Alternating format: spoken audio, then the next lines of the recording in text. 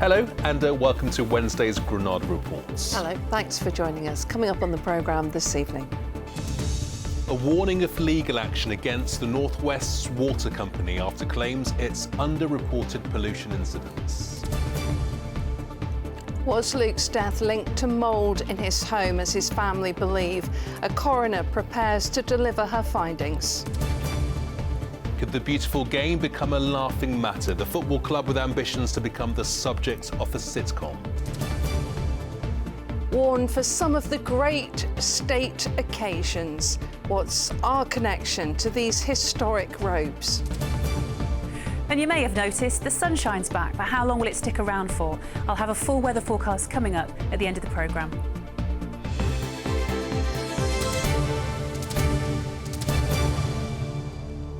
So please do stay with us. Well, first tonight, United Utilities, the North West's main water supplier, has been accused of a scandalous cover-up over just how much sewage water companies are pumping into rivers and seas. It's one of 6 water companies who could face legal action over claims that they have underreported pollution incidents and overcharged customers. Well, the first environmental class action of its kind comes after protests in our region on the Fylde coast and the Wirral over high levels of sewage leaking into rivers, lakes and seas. Well, our correspondent Elaine Wilcott has been following this. So what could this mean for customers and for our bills, Elaine? Well, Lucy, if successful, this could cost the water companies a massive £800 million to over 20 million customers. As we know, we've reported on this on our programme, there is growing anger about the number of pollution incidents at a time when our bills, like everything else, are going up. Now, a water consultant is the figurehead for this action, representing us, the customers. She claims there's data to suggest that United Utilities and the other big 6 companies have misled the regulators, Environment Agency and Ofwat, over reporting of pollution incidents, and that's led them or allowed them to increase prices when they shouldn't. By underreporting the number of spills they've actually made, they're then allowed to charge their customers more. So that's what we believe they've been doing. We want the water companies to clean up their act. We want them to invest in the infrastructure that stops these spills happening. And Elaine, I guess pollution is an issue that's affecting tourism in the region and all those people who want to enjoy our beautiful beaches. Yes, that's right. It was only in June when we had 8 bathing bans right along our coastline, and that was because of a pipe needed repairing in Fleetwood, which led to sea discharges. That pipe is still being repaired, but those advisories have been lifted. But there are still 3 currently in place in Blackpool, Blackpool North, South and Central because of what they describe as pollution risk warnings, which could be heavy rainfall, high tides or leaks. Now, Jill Reedy, who's from a 90-strong swimming group called Cleveley Dippers, I've been speaking to her, and she said this summer for them has been a write-off. I think they need to realise now that, you know, we're not standing for it anymore, and we're an island, you know, and we should have a clean sea that people can go in, and we haven't. It's very unpredictable from day to day even. Yeah, we're hearing lots of comments like this. So what have United Utilities had to say for themselves, Elaine? Well, they haven't commented today, but the body that represents the water companies were forced to apologise earlier this year for not acting quickly enough on spills. And they said they understood why campaigners were really upset about the quality of our rivers and waters. But today they have dismissed this action. They've said this is highly speculative claim, is entirely without merit. They said the regulators confirmed that over 99% of sewage works comply with their legal requirements. If companies fail to deliver on their commitments, they say, then customer bills are already adjusted accordingly. Now, the first action is being taken against Severn Trent Water, which supplies water in parts of Chester and Cheshire, but it isn't responsible for wastewater. Campaigners say if this action is successful, those payouts must be funded from the firms and the shareholders and not put up on our bills. Regardless of what happens in this action, the government has promised to crack down on those water companies who continue to pollute. OK, let's see what happens. Elaine, thank you. Yeah, we'll be watching. Thanks for that. Well, next up tonight, the latest from the inquest into the death of 27-year-old Luke Brooks. His family believe that mould at their rented home contributed to his death. Tonight, a coroner is considering her findings. Yeah, the hearing was told today that there was no significant mould found in the house in Oldham. So let's cross live now to our correspondent Rob Smith, who is at Rochdale Coroner's Court for us. Rob. Yeah, that official inspected Luke's home after he died, and she told this court that while there was mould present, it wasn't significant because it wasn't in lifestyle areas, as she put it, bedroom, living room. She referenced defects in the property also, but she said those weren't severe enough to cause alarm, and she pointed to a previous inspection, a previous check that had been carried out before Luke died that didn't mention mould, even though the family had specifically complained about it. Now, the inquest has already heard Luke's mum begged Oldham Council for help to get out of their privately rented house, to find an alternative to it, because she said it was cold, it was damp, it had black mould in various rooms. A detective inspector also was a witness here today. He went to the house again after Luke died. He said he did see some mould in a bathroom and in Luke's bedroom, but he was told by a family member that the bedroom had been cleaned, the mould had been removed. He added in his evidence that the house was unclean, and there were signs that Luke's bedroom had been used as a toilet by pet dogs. There was also medical evidence today about the type of mould that was in Luke's lungs when he died. Now, it's a type, the inquest heard, that's all around us. We're breathing in its spores all day, every day. It's in the environment. It's called Aspergillus. Normally, the body destroys it when it goes inside, but it can be dangerous to people with a compromised immune system. No evidence that Luke had such a thing. An expert in infectious diseases said that he could find no cases where someone had developed the kind of pneumonia that Luke had as a result of being exposed to Aspergillus in the home, but he did say that there were links to cannabis use. It can be found in dried cannabis leaves, and Luke was known to smoke that. And Rob, the court has been hearing submissions from the legal team for the Brooks family. Yeah, their lawyer wants the coroner to issue what's known as a Regulation 28 report. It's basically a set of recommendations calling for action to prevent future deaths. And they want that to focus on a couple of different organisations, a couple of different places. They want it to focus on NHS 111 and the kind of advice that it gives to people who, like Luke, were reporting chest pain in the way that he was reporting it. They wanted to look at medical records, how those are accessed by out-of-hours healthcare, particularly at the weekend, to make sure that's better joined up, and also a landlord register so the authorities know who is renting what property where and how to get hold of them. The coroner is expected to deliver her conclusions tomorrow. Rob, thank you.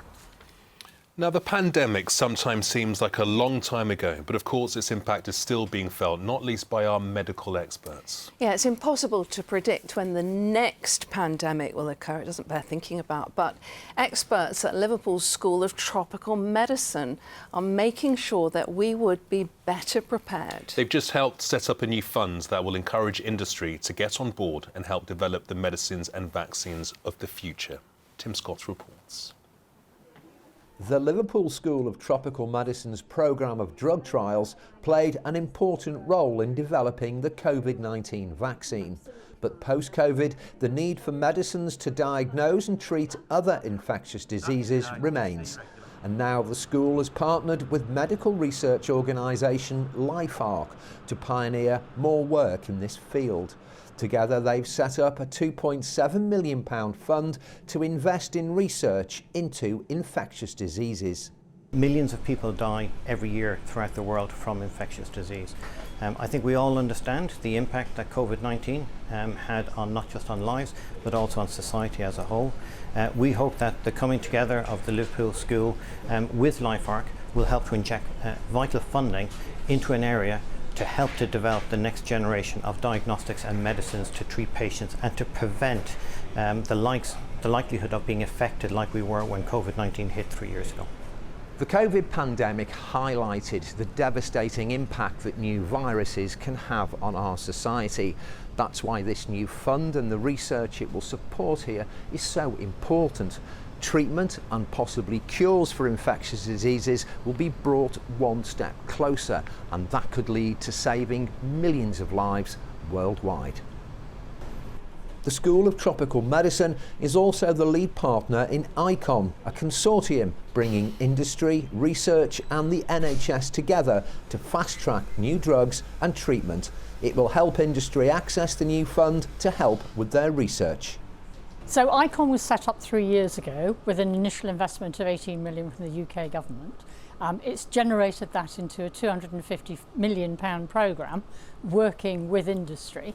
LifeArc has now come in as a new partner within ICON to expand the sort of facilities that we can offer, particularly in some of those really neglected diseases where it's very difficult to get new drugs, new vaccines, new diagnostics and therapeutics to the people who really need them. The technology, the expertise that's involved in this project then, Janet, is it in effect the cutting edge of the cutting edge when it comes to research? Absolutely. So the School of Tropical Medicine here in Liverpool has been working in these areas for the last 125 years, and LifeArc is bringing new technology, new know-how to that area.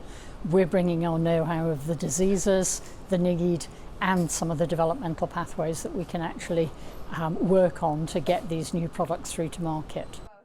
While it's too early to say what the new fund and the research it pays for will achieve, it's hoped it will lead to the kind of medical breakthroughs that made the COVID-19 vaccine such a success. Tim Scott, ITV News, Liverpool.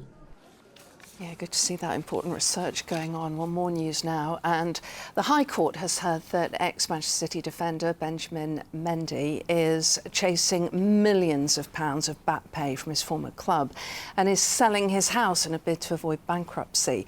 HM Revenue and Customs is seeking a bankruptcy order against the footballer over nearly £800,000 in tax debt. The hearing in London comes less than a month after he was cleared of rape and attempted rape at Chester Crown Court. The Isle of Man's Health Department has apologised to a leading medic following a lengthy tribunal. Rosalind Ranson was awarded £3.9 million in May after she was unfairly dismissed from her role as medical director. The department has also donated £5,000 to the island's hospice as part of the settlement. And Lancashire Police is defending a post on social media that was meant to encourage people to report criminal activity after criticism online. Its Twitter account posted 2 pictures to X, formerly known as Twitter. The first shows convicted criminal Samuel Walmsley holding a wad of cash. The second, his mugshot. The caption read, "How it started, then how it's going." It's had more than 12 million views in less than 24 hours. A statement from Lancashire Police defended the account's reporting tactics, confirming it would continue to engage with people in this way.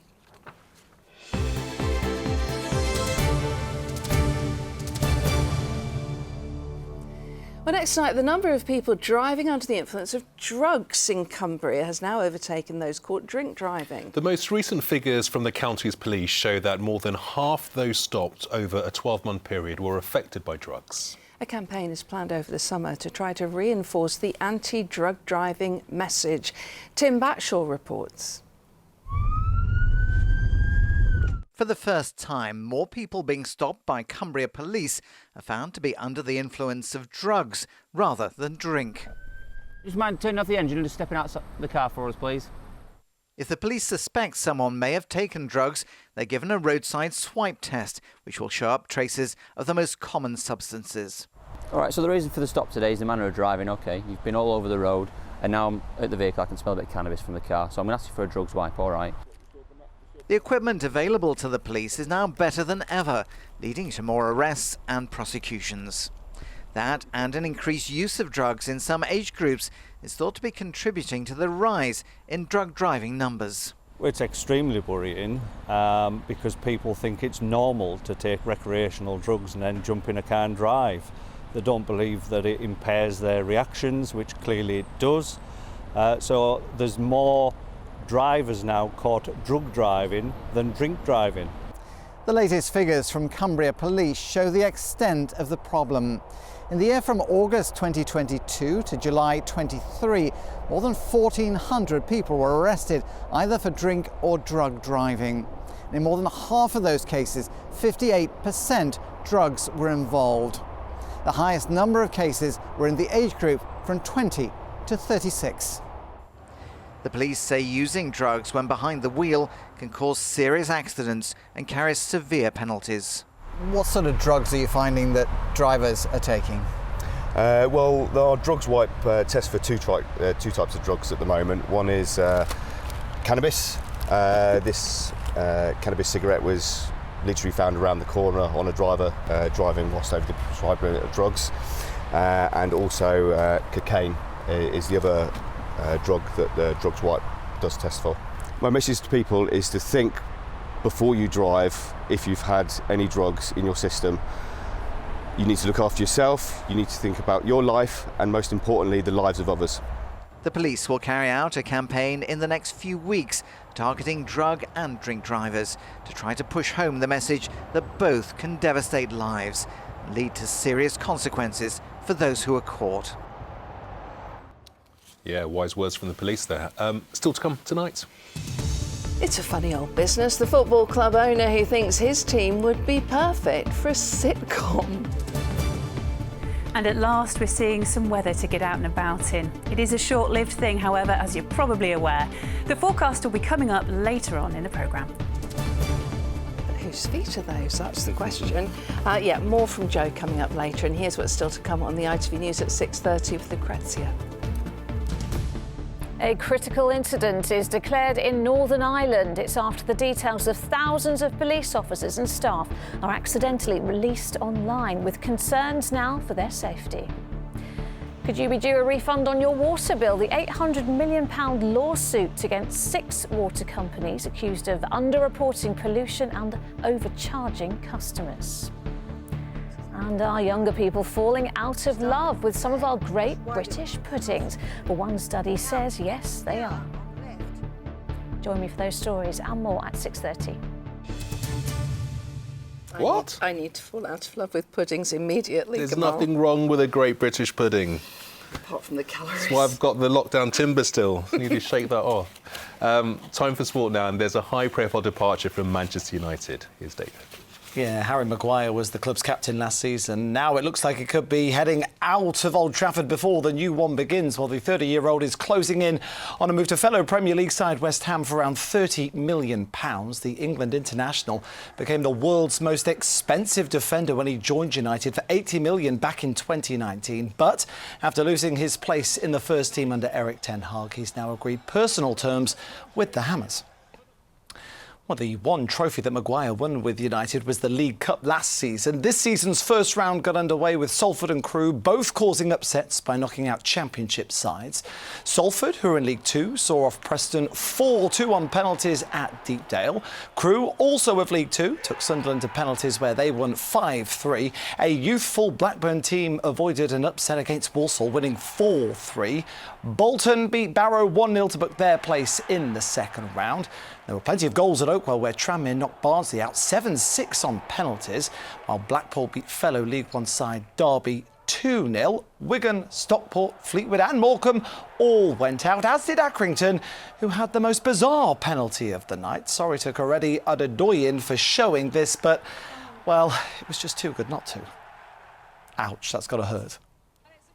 Now to the non-league football club. With ambitions of becoming the subject of a sitcom, Ashton United's owner and theatre star, Jonathan Sayer, has released a book telling the funny side of his first season in charge at Hurst Cross, and now he hopes it'll get transformed into a TV show. He's been speaking to Chris Hall.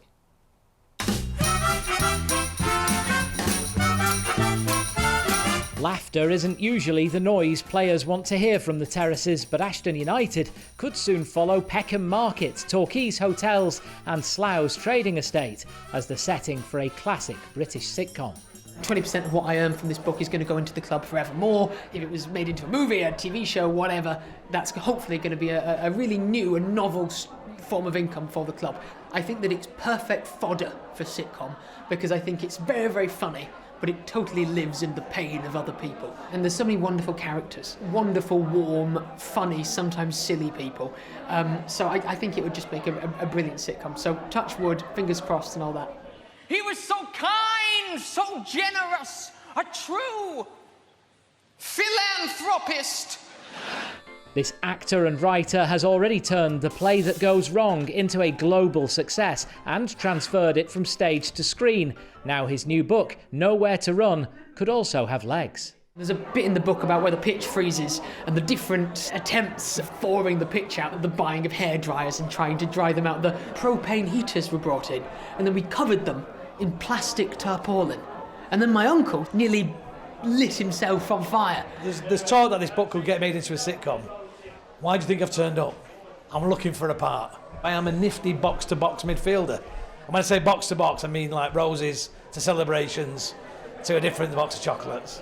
Silliest story was probably me putting the wrong club into my sat-nav for an away match and realising I'd driven to the south of the country for a Northern Premier League match. I've missed our new manager's first game in charge, and that's going to be the fun of this. Just every day more people are going to discover that I have no idea what I'm doing. The fans would disagree. They've seen upgraded facilities and community connection since Jonathan and his dad David took charge in 2019. And they've enjoyed the silliness too, like the club's bid to sign Manchester City's Erling Haaland last season. I suppose you could say that's been one of the failures, in that he's not played, right? We played Bamber Bridge, what would have been Erling's debut, and loads of different supporters showed up with homemade Erling masks. Maybe he was there, but he was wearing an Erling Haaland mask, so we don't know. Sitcom dreams aside, Ashton United's focus is now on the new Northern Premier League season, where results are no laughing matter. Chris Hall, ITV News, Ashton-under-Lyne. Yeah, some great stories there. You can read more from Jonathan when his book comes out tomorrow, and it got me thinking maybe we should have a sitcom about Granada reports. Absolutely. I was thinking, watch out, Mike Bassett. Absolutely. Mike Bassett. I love Mike Bassett. Yeah, I'm surprised Granada Reports hasn't been made into one already. Thanks, Chiz. Now then, it's often said that when it comes to pageantry and the big occasion, no one does it quite like the UK. Well, this year, of course, the eyes of the world were on the Coronation, and it was the Lancashire MP, Sir Lindsay Hoyle, who played a key role. The MP for Chorley led a ceremonial procession representing Parliament in his role as Speaker of the House of Commons. Now he's opened up the grand rooms of Speaker's House for public tours, which include the chance to get up close with the historic uniforms worn by him and his team on the day that King Charles was crowned. Our political correspondent Leisha McNally went to have a look at an important piece of coronation history. It was, in every sense, a walk to remember. Lancashire's Sir Lindsay Hoyle leading the way to the King's coronation, followed by his staff as the Speaker of the House of Commons.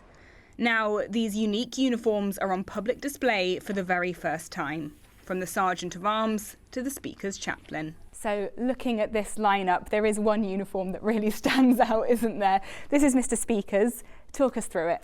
Yeah, of course. So this is the incredible outfit that was worn by Mr. Speaker, Sir Lindsay Hoyle, on the day of the coronation. And it's a completely sort of unique and historic dress that we have here. It's an incredibly beautiful black and gold design that's really emerged since the Tudor period, actually. It's the look that represents the importance and status of the role of the Speaker of the House of Commons. You know, it's an incredibly important role. They represent the House of Commons across the UK and also internationally. It's really important that he has a prominent position and stands out amongst all other MPs. The Chorley MP first donned this dramatic robe of state to welcome Queen Elizabeth to Westminster back in 2019. It's handmade with gold thread on black silk damask and took more than 180 hours to make. He's worn it for every state occasion since, though for the coronation added an extra special accessory. Another item that really stands out to me is this incredibly beautiful lace jabot. This alone took about 500 hours to make by hand. As you can see here, the rose of England, the daffodil for Wales, thistle for Scotland, of course, and shamrock for Ireland. And so it really shows it's kind of a British kind of crafted piece that the Speaker, I know, is very, very proud to wear. And proud to show it to the public for the very first time. This display part of the Speaker's House Summer Tours, which Sir Lindsay introduced to make Parliament more accessible and raise money for an arts and education charity. it's just really important to the Speaker to open up Speaker's House to more people and to more members of the public who can see, you know, what he does outside of the House of Commons chamber, because I think a lot of people see him on television, obviously, during those debates in the chamber, but people don't often understand all of the work that he does outside of that chamber space. So it's really great to show that work to them and obviously show them the incredibly stunning staterooms that we have here too. This exhibition runs until the 2nd of September, when MPs return to Westminster. And the Speaker will put his ceremonial dress back on, ready to welcome the crowned king back for the state opening of Parliament. Leisha McNally, ITV News. Fascinating. Learned a new word today, Jabot. Yeah, one of the region's great characters he is. Yeah, here's Joe. Thank you. A very good evening to you. A fine end to the day across many parts of the northwest, with more sunshine to come for all of us during the day tomorrow. It'll certainly be our warmest day of the last few weeks, but things unravel once again into this weekend. In fact, it's the 5th weekend in a row when low pressure's in the driving seat. It'll be showery and cool again from Friday. This is the high pressure that's giving us just a little glimpse of summer through today, tonight and into tomorrow, but waiting in the wings a cold front for tomorrow night and into Friday, ushering in fresher and more unsettled weather to end this week, with further showers to come for Saturday and Sunday. Back to this evening, and after a nice end to the day, as we go into tonight, there could be bits and pieces of low cloud forming for Irish sea coast and for the Isle of Man. Elsewhere, long clear spells, a dry night to come, but muggy warm air is trapped across the country, and this will keep towns and cities at around 16 or 17 Celsius tonight, certainly our warmest night for a while. As we go through into tomorrow morning, the sun will be up at 5:40, setting at 8:51. That very warm starting point to the day will allow temperatures to rise very readily, with lengthy spells of sunshine on offer across the whole of the region through the day. It stays dry into the afternoon. You could see bits and pieces of high cloud building. Winds are fairly light, and temperatures will perhaps get to 26. There may be the odd 27 tomorrow afternoon. Down to the southwest, cloud will be building as we head through into tomorrow night. That cold front moves through, ushering in fresher conditions to end the working week with a few showers. The weekend looks really unsettled. The heaviest of the showers probably on Saturday. Bye-bye. Thanks, Joe. Be sure to join us tomorrow when we're hoping that Gamal will be sporting a jabot. I will see what I can rustle up. We'll see you tomorrow. Bye. Good night.